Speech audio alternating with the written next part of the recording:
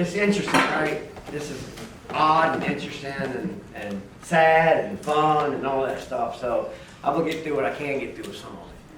But you know, from the family's perspective and all that, you know, this is not a program or anything.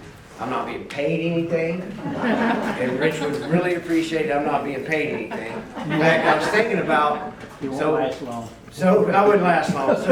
So I was a good thing, like, you know, Rich was here, he would be very upset, Kathy, to be honest with you, because you didn't get vendors to sponsor this whole event.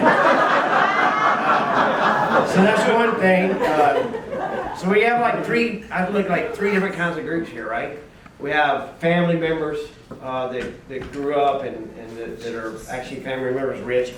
You have friends of Rich from the industry. So we have our industry group people, and we'll say things that won't make any sense to the rest of y'all. And what was the third group? People who showed up for the free beer and stuff? But, so I'm 60 years old. Rich, 63, 64, maybe just a few years older than me, but he was like a father to me.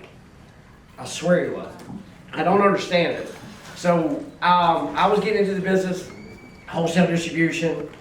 This has been over 30 years that we have a relationship, and I go in, and my dad's kind of getting me, throwing me into the fire thing, and the first one really is rich money.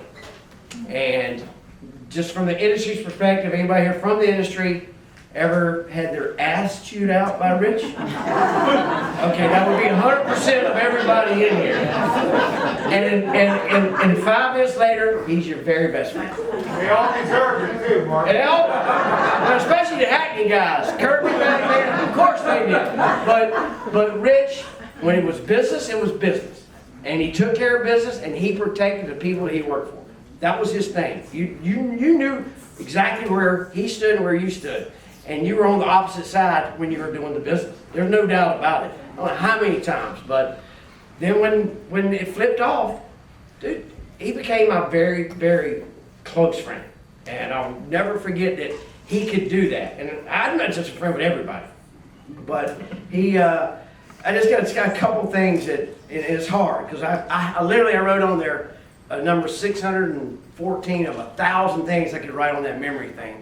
But just a couple that you might not appreciate, but I will. So I will say it anyway, and they're just funny. And they always have involved me because, like I said, Rich was like a father to me. I'm only a few years younger, but he looked after me. And I would embarrass Rich almost every stinking time. And he would keep letting me come back, and we would keep doing things. I'll give you this one that they had, you know, he was with Scotch. He had a long history of the convenience store industry and all that, but they had sold to this, you know, big money firm, GPM, up in Richmond, and he's taking me up there to introduce me, you know, supplier relationship. Me and him been working it out for years. He takes me up there to meet his new boss, right? So we're going in there, and it's the night before we settled in. Now we're getting up the next morning to go to the thing. I forgot my clothes. I didn't have any clothes to go to the meeting, to meet his big boss and everything he's trying to show me off on. Well, I got no choice. I'm going in with just blue jeans and the stuff I had wore up there. And Rich is like, and so we have this thing, and you'll see this picture. It's on the back there. It's called Moe, M-O-E. And we would pass around. In fact, Rich made a chip that we use as a golf marker, and it says Moe on it, and it's got Tom Bryce's name, my name, Bennett Roberts' name, and Rich's name on it. And whoever is the Moe of the moment gets the chip. And I had that chip, what, Tom? You had it a lot. 80% of the time? You had it a lot. So, I mean, it's just like things like that, and then you would think, like, as again, that was a business relationship. You know, Rich didn't care. Rich cared about the people that he worked with. He cared that they were successful.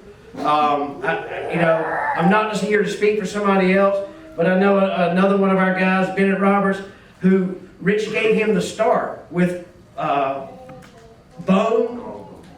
bones. It was like his first item, and I think Rich had to feel so sorry for him, and he was like, "Yeah, of course, we would bring in these dog bones. I'm sure it'll make us all very rich." Yeah, that was Rich, man. He was just that kind of great guy.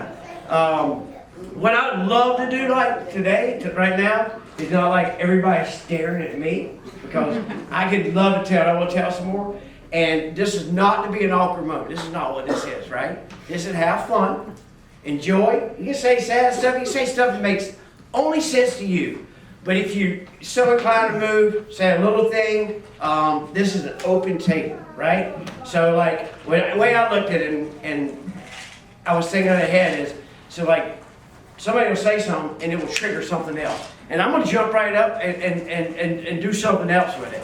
But beyond the industry side of it, the family side, I'd love to hear a lot about that. I know we got the Boy Scouts here, and you know, you can tell a lot of stories about Rich and the Boy Scouts, but Rich, you know, he was dedicated to it. He was the most amazing auctioneer of anybody in the world. And Carl, I'm sorry, bro. You couldn't hold a candlestick to Rich when it came down to that.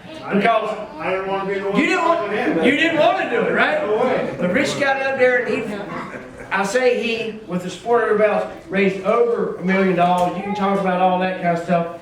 $3 million, just on Rich's back, on Rich's determination, and on Rich's look. What are you paying for that? Oh, you will be paying for that. So I did pay for it. he did. Yeah, just a silver beaver, and just an amazing accomplishment what he did with that. But Rich, he worked the crowd amazing. He was awesome. So hey, so Kathy, did you want anybody in particular that was wanting to say something?